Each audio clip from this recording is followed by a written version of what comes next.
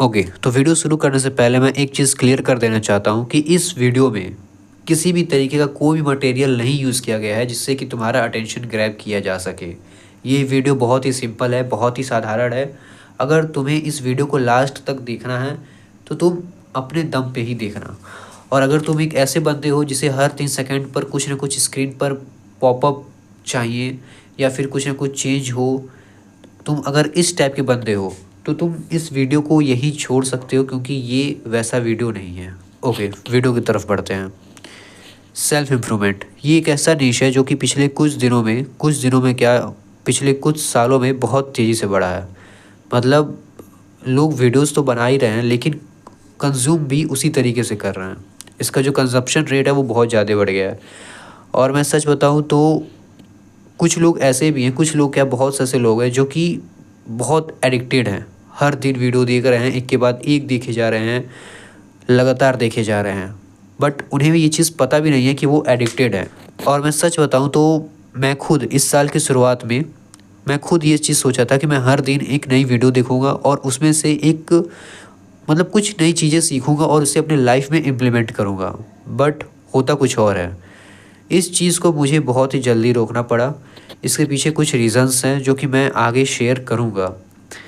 And अगर मैं तुम लोग की बात करूं, ठीक है, जो लोग लगातार इस चीज़ को देखते हैं, मैं सच बता रहा हूं, तुम एक अलग ही एक ट्रैप में फंसे हुए हो, एक अलग ही इल्यूज़न में हो, जहां पे तुम्हें ये चीज़ लग रहा है कि तुम कुछ अपने लाइफ में कर रहे हो, तुम ग्रो कर रहे हो, तुम प्रोडक्टिव कर रहे हो। बट ऐसा कुछ भी नहीं है, तुम कुछ भी नहीं कर रहे हो। तुम बस अपने आप को एक गुड फील ट्रैप में डाल रहे हो, जहाँ पे तुम्हें ये लग रहा है कि हाँ सब चीज़ बढ़िया हो रहा है, सब चीज़ सही हो रहा है, बट ऐसा कुछ भी नहीं है।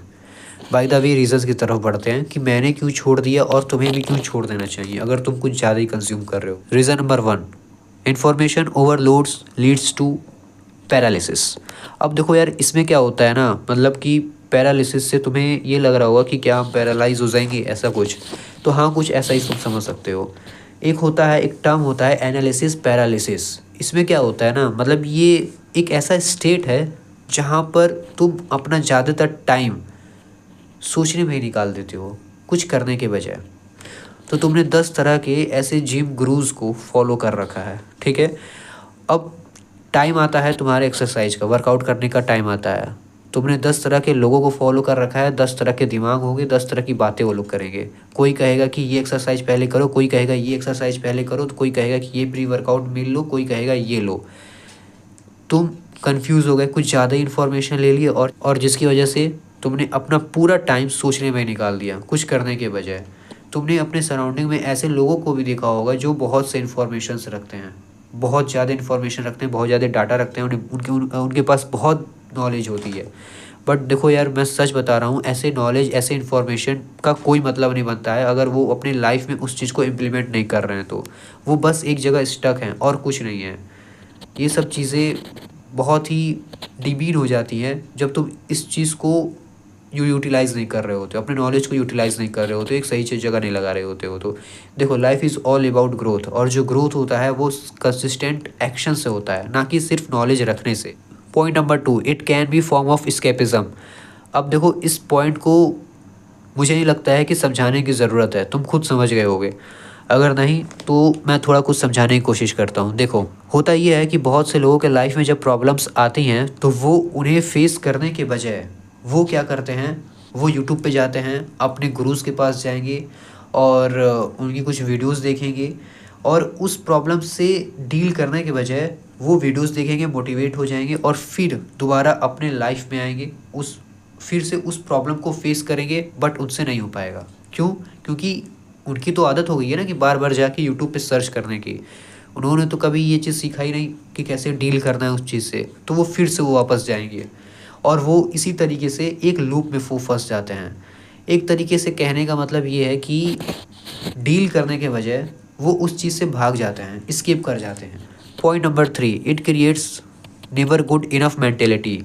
अब देखो यार, अगर तुम कुछ ज़्यादा ही सेल्फ इम्प्रूवमेंट नीश में कुछ ज़्यादा ही वीडियोस को कंज्यूम करते हो तो तुम इस फेज से ज़रूर गुजरे होगे जहाँ पर तुम्हें ये लगता है कि यार तुम कुछ नहीं कर रहे हो। Even if you are doing well, फिर भी तुम्हें एक बार ऐसा फीलिंग ज़रूर आएगा कि यार कुछ तो कुछ अधूरा है, कुछ इनकम्प्लीट है। तुम जिन लोगों को फॉलो कर रहे हो वो लोग तो ऑन कैमरा सब बढ़िया दिखा रहे हैं कि हाँ भाई हमारे पास स्किल्स है, हम इतना पैसा बना रहे हैं, ये कर रहे हैं, वो कर रहे हैं, या फिर फेम है, नीम है, जो भी है, ठीक है। तो उस टाइम पे ये सब देखने के बाद तुम्हें तुम्हारा जो मेंटेलिटी हो जाता है वो यही हो जाता है कि यार तुम कुछ नहीं कर रहे हो। और सच बताएं तो इसमें जो गलती है ना वो उस सेल्फ इम्प्रूवमेंट गुरु की नहीं है, गलती तुम्हारी है, क्योंकि तुमने इतना ज़्यादा कंज्यूम किया है उसकी वीडियोस को कि मतलब कि वो मेंटेलिटी अपने आप वो तुम्हारे अंदर बन गई है, ठीक है। इवन मेरे साथ भी कभी कभी हो जाता है ये सब चीज़ें। मैं अपने एज के बंदों को देखता हूँ तो मुझे ये चीज़ फील हो जाती है कि यार मैं तो अभी कुछ भी नहीं कर रहा हूँ। और यही रीज़न है, सबसे बड़ा रीज़न मैं सच बता रहा हूँ यही है कि मैंने सेल्फ इम्प्रूवमेंट नीश को कंज्यूम करना बंद कर दिया है। हाँ, कभी कभी हो जाता है, मतलब वीक में 1-2 वीडियोज़ हो गए तो हो गए, और वो भी बहुत ही साइड टॉपिक्स होते हैं, ऐसा नहीं होता है कि वही रिपीटेटिव टॉपिक्स। हाँ, पॉइंट नंबर 4 तो यहाँ से निकल सकता है कि most of the topics are repetitive. तुम सेल्फ इम्प्रूवमेंट नीश में से अगर वो जो रिपीटेटिव कंटेंट्स हैं, ठीक है, रिपीटेटिव कंटेंट्स हैं, अगर उसको हटा दो तो सेल्फ इम्प्रूवमेंट का नीश सिर्फ इतना सा बचेगा, सिर्फ इतना सा बचेगा। मैं सच बता रहा हूँ। मोस्ट ऑफ द जो कंटेंट्स होते हैं वो क्या होते हैं, यही होते हैं कि डिप्रेशन, एंजाइटी, स्ट्रेस, इन सबसे कैसे बाहर आएँ, तो स्ट्रॉन्ग कैसे बने, तो फिर सक्सेसफुल कैसे हो, तो रोड मैप क्या है, वगैरह वगैरह, मतलब यही सब पड़ा हुआ है। तो मुझे नहीं लगता है कि कुछ सेंस बनाता है इतना ज़्यादा कंजप्शन का। सेल्फ इम्प्रूवमेंट नीश को उतना ही लो जितना वो ठीक है, उतना ही कंज्यूम करो जितना वो ठीक लगे, ठीक है। फॉर एग्ज़ाम्पल जैसे कि एक पेशेंट है, ठीक है, उसे मतलब वही है, बीमार है, ठीक है, तो वो दवाई उतनी ही खाएगा जितना उसे नीड है, ठीक है। अगर वो हद से ज़्यादा भी दवाई खा लेगा ना तो वो उसके लिए नुकसान कर जाएगा। समझ रहे हो मेरी बात? मैं यहाँ पे किसी भी सेल्फ इम्प्रूवमेंट गुरुज के लिए मैं कोई भी हेट नहीं फैला रहा हूँ, साफ सीधी बात। मैं सिर्फ तुम्हें अवेयर कर रहा हूँ, अवेयरनेस फैला रहा हूँ कि कम कर दो, क्योंकि कोई भी चीज़ अगर क्रॉस कर जाती है, लिमिट क्रॉस कर जाती है, तो वो फिर नुकसान ही करती है। अब हम लोग बात करेंगे कि तुम अगर इस चीज़ में फंस चुके हो, एडिक्ट हो चुके हो, ठीक है, तो इस चीज़ से निकला कैसे जाए। सबसे पहले अपने प्रॉब्लम्स को खुद सॉल्व करो, खुद उसको फेस करो।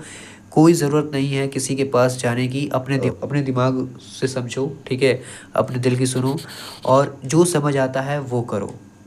आई बात मेरी समझ में? मे बी रिज़ल्ट्स कुछ गलत हो सकते हैं, बट हाँ, नेक्स्ट टाइम नहीं होगा वो।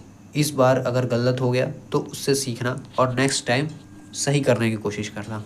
सेकेंड है कि एक लिमिट लगा दो कि हाँ, हफ्ते में मैं 1 से 2 वीडियो देखूँगा, और वो जो 1 से 2 वीडियो होगा वो रिपीटेटिव नहीं होगा, वो कुछ मीनिंगफुल कंटेंट्स होंगे, कुछ अच्छे होंगे, वैल्यूएबल होंगे, रिपीटेटिव नहीं होंगे। मतलब वही सक्सेसफुल वाले रोड मैप्स, तो स्ट्रेस एंजाइटी से कैसे बाहर आएँ, तो मतलब समझ रहे हो ना मेरी बातों को मैं क्या कहना चाह रहा हूँ। तो मैं वो चीज़ है, देखना है तो कुछ स्टोरी टेलिंग पे देख लो, कम्युनिकेशन स्किल पे देख लो, कॉपी राइटिंग पे देख लो, कुछ ऐसा देखो जो तुम्हें मतलब तुम्हारे बेटरमेंट में हेल्प करे। थर्ड पॉइंट मैं ये कहूँगा कि सेलिब्रेट करो अपने अचीवमेंट्स को, जो भी तुम कर रहे हो उसे सेलिब्रेट करना सीखो। देखो, मैं सच बता रहा हूँ, किसी भी एडिक्शन का सबसे बेस्ट सॉल्यूशन होता है कि अपने आप को व्यस्त रखो, जितना हो सके अपने आप को बिजी रखो, उतना मतलब जितना हो सके उतना अपने आप को ना किसी काम में झोंक दो, जो भी तुम्हारा काम है। अगर तुम नीट की तैयारी कर रहे हो, जेईई की तैयारी कर रहे हो, या फिर अपने स्किल्स पे काम कर रहे हो, ठीक है, तो मैं तो यही कहूँगा कि सबसे बेस्ट तरीका है किसी भी एडिक्शन से बाहर आने का,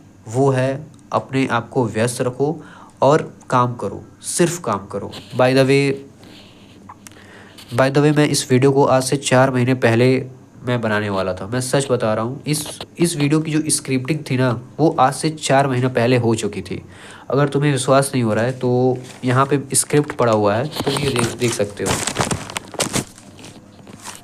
रुको, मैं शायद डेट लिखा होगा तो मैं वो दिखा दे रहा हूँ तुम्हें।